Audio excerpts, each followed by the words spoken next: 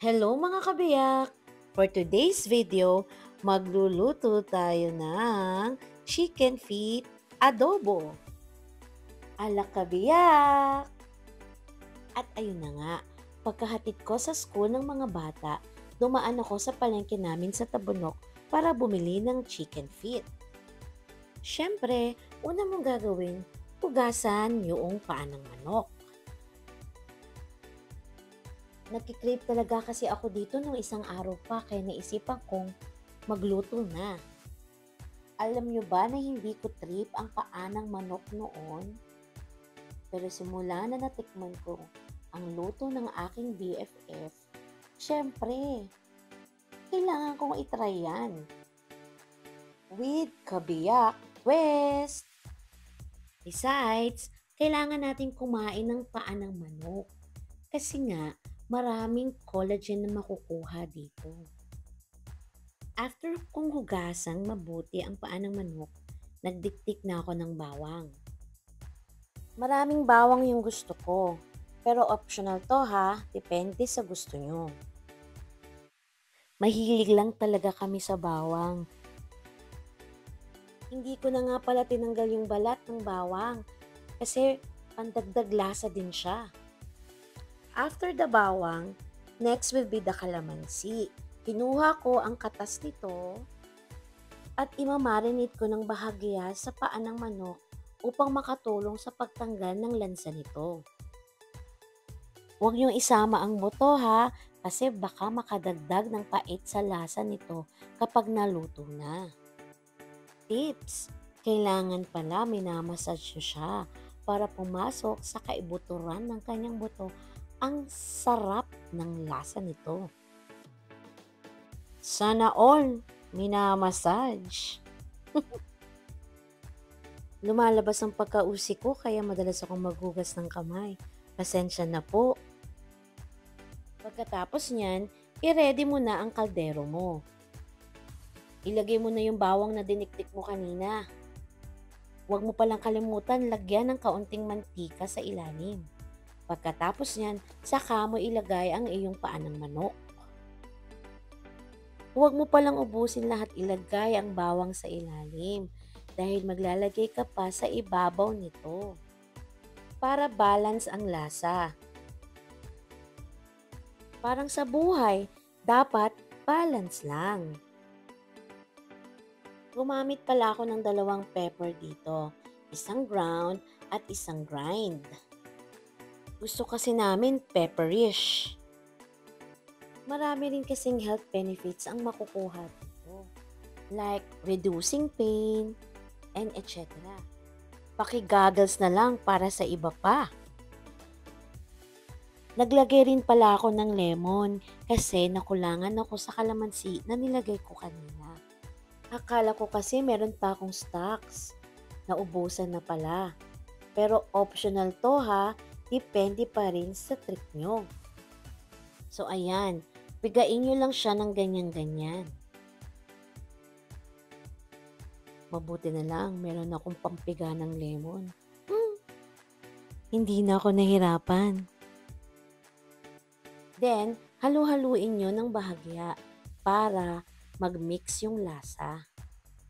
Saka nyo ilagay ang toyo, suka, kaunting mantika, at tubig.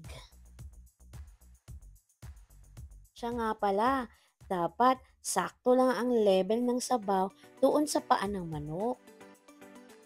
Huwag niyong sobrahan para hindi siya maturog.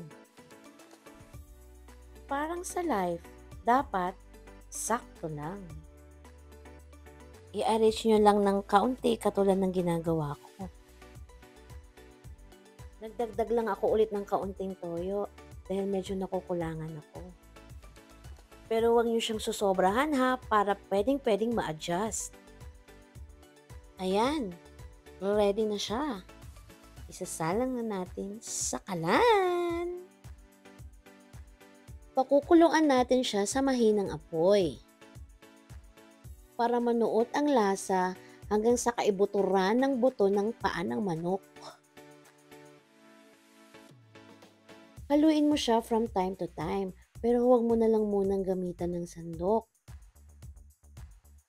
para hindi siya madurog. Ikot-ikutin mo lang at i-shake-shake katulad ng ginawa ko. Pero nasa sayo pa rin naman yan kung ano ang trip mo. Habang kumukulo, pwede mo nang lagyan ng asukal. 2 kutsaritang asukal pala ang nilagay ko para sa 1 kilo ng chicken feet.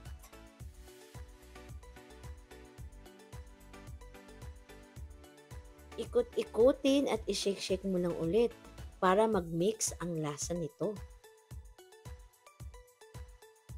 Naglagay pala ako ng 1 chicken cube para mas manuot ang sarap ng lasa ng manok dito.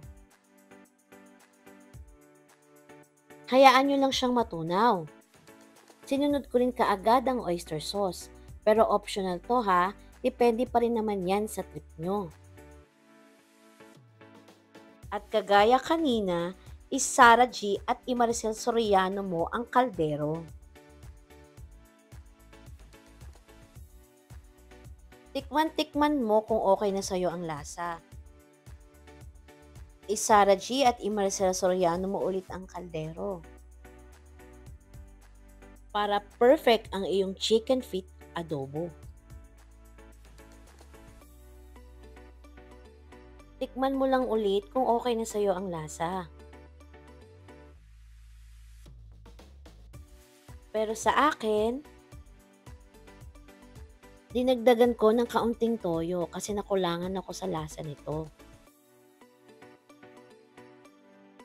Tips, basta every time na naglalagay ako ng ingredients, iniikot-ikot at sinishake ko siya para nga mag-mix ang lasa nito. Basta huwag niyo kakalimutan si Sara G at si Maricel Soriano.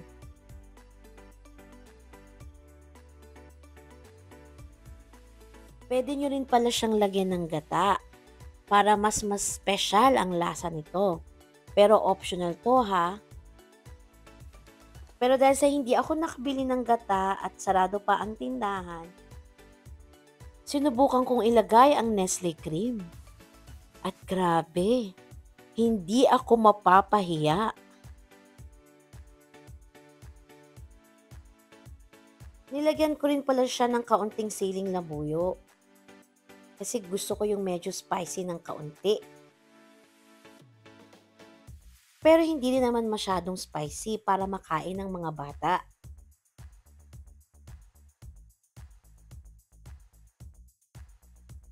Hayaan mo lang siyang kumulo hanggang sa makita mong medyo saucy na yung sabaw niya at oily.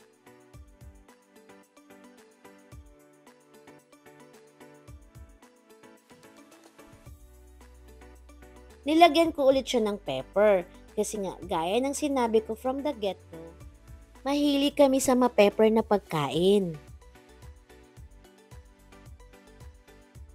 Ayan, okay na. Luto na. At kuhang-kuha ko na yung gusto kong lasa. Ready na para tikman. Tikman natin. Mmm. Mmm. Mmm. Mmm. Mmm.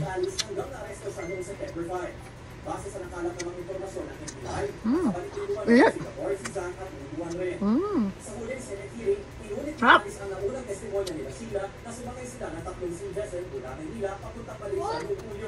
Umalis po kami, Madam Chair, by boat po. Okay, paano by boat? Hindi boat lang, isang yate. Tama po ba yun? Yes po, meron po. Kung sino pa yung may ng yate po, hindi po po talaga. Para kay NBI Director ay Ah. hindi ba tinawag bakit nagpatakas pa? Pasaporte si Bob sa pagpasok at Mmm. Try nyo na!